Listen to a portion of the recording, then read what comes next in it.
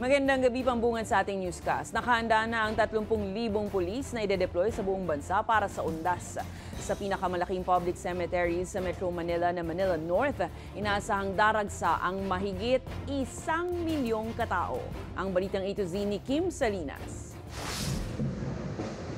Inilatag na ng Philippine National Police ang security plan sa pagdagsa ng mga tao sa transport terminals at mga sementeryo ngayong undas.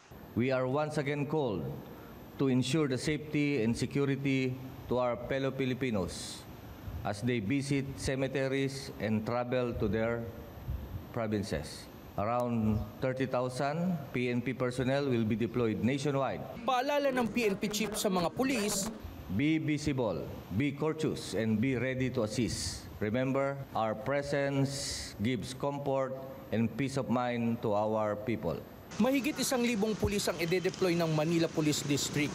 Nasa Maynila ang malalaking sementeryo, kabilang ang Manila North at South, La Loma at Chinese cemeteries. 1,250,000 tao ang dumagsa sa Manila North noong isang taon. Meron tayong skeletal force na magagamit yan, ito from October 20 to 29. At pagdating naman ng October 30, November 1 hanggang November 2, ay meron tayong full deployment. May mga bumibisita na sa mga sementeryo katulad ng pamilya Ancaya na galing sa Tagaytay. Para ma-avoid po yung dagsa ng tao. Para mahirap na, masyadong mainit, pati kaya nag-ano na rin kami. Baka hindi na po kami makabalik sa one. Sobrang hirap po pagka kasi mga ganong November 1 na, minsan hindi na kami nagdadala ng sasakyan. Nagbibiyahe na lang kami. Kasi ang problema dito, wala kang mapaparadahan.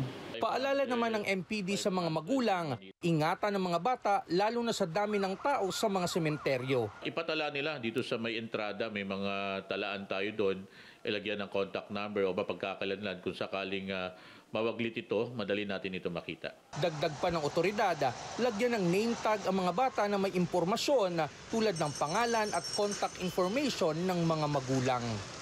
Para sa Balitang A to Z, Kim Salinas.